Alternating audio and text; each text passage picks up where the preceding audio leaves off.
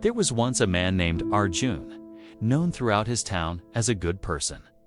Friends praised him for his generosity, neighbors admired his honesty, and even the local shopkeepers trusted him with open tabs. Arjun was proud of his reputation.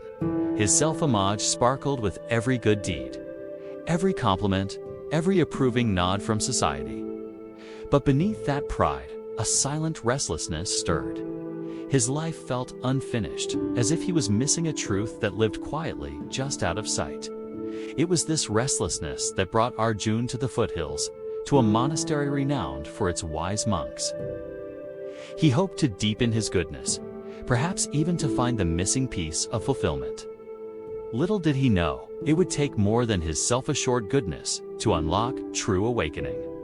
On a crisp morning, Arjun arrived at the monastery carrying a box of sweets as an offering.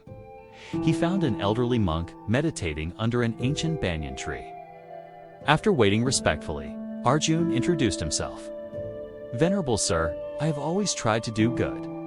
People say I am honest, generous, caring.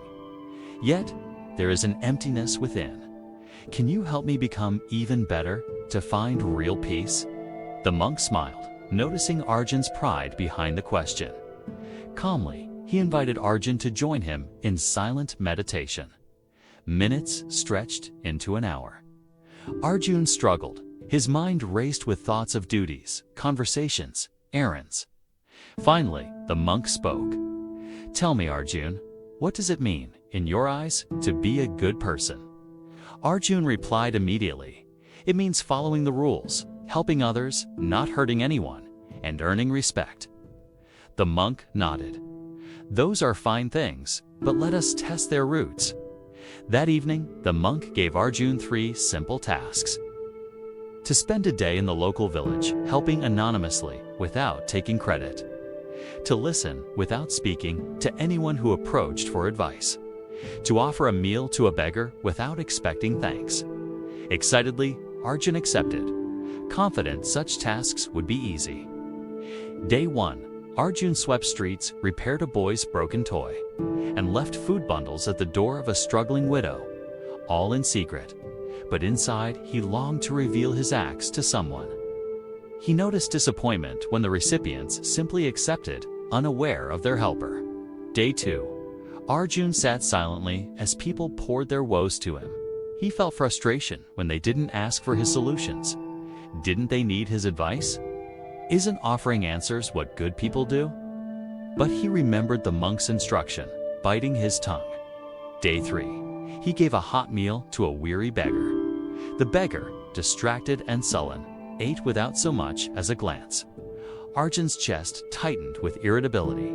Shouldn't goodness at least be recognized? That evening, the monk asked for Arjun's thoughts. With a heavy sigh, Arjun confessed, "I did your tasks, but I didn't feel the joy I expected.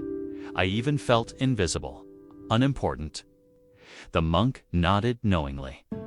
"So, Arjun, you helped others, but what were you hoping for in return?" Arjun realized his so-called goodness was entangled with desire for validation, control, and pride. It hurt to see, but something clicked quietly within him. The monk took Arjun to a pond at dawn. As the sun's first light shimmered, the monk tossed a pebble into the water. Gentle ripples spread across the surface. "Arjun, you see those ripples? Suppose you are the pebble. Each act, good or bad, sends ripples into the world, but the origin matters. If the pebble falls with pride, with expectation, with desire to be seen, the ripples are tainted. True goodness, however, is like clear water. It nourishes all, without asking, without claiming. The purest good acts expect no audience, no reciprocation, not even inner applause. They arise from compassion, humility, and understanding, not from the need to be called good." Arjun felt tears sting his eyes. His mind replayed memories, deeds done for praise, grudges against those who didn't say thank you, pride at being the good guy. For the first time, he understood. His self-concept had imprisoned him more than any mistake ever could. Arjun devoted weeks to his new practice, helping quietly, listening deeply, noticing his cravings for recognition and simply letting them go. He meditated, not to perfect himself, but to observe and finally accept his flaws and attachments, as the monk had taught. He learned to greet the beggar, the widow, the child, the grateful and the ungrateful with the same open heart. His pride melted, replaced by a gentle humility. Gradually, the emptiness within faded, replaced by a subtle, peaceful connection to everyone and everything. Months later, Arjun returned to his town. People still saw him as good, but Arjun smiled quietly. He no longer needed their approval. Goodness had become the natural expression of his understanding, not an accomplishment to display. He offered help and kindness with a lightness of spirit, free of pride. Before departing, the monk gave him a parting gift, a scroll with the words, "To be good is noble. To be humble and compassionate toward all, expecting nothing, is awakening." Arjun placed the scroll above his door. Every morning he read it, then simply lived, serving, loving, letting go of praise or blame. His happiness became steady, his presence soothing, and his life truly awakened.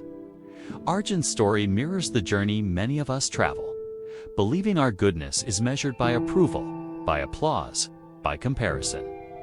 Only when we see through the illusion of pride do we discover true kindness, which is both quiet and boundless in its power to heal ourselves and others. If this awakening story touched your heart, ignite the ripple of change. Subscribe to this channel for more inspiring journeys. In the comments below, share a moment when you let go of recognition and acted purely for kindness' sake. Let's grow together, from goodness to true awakening. Sleep well. May humility and compassion fill your dreams.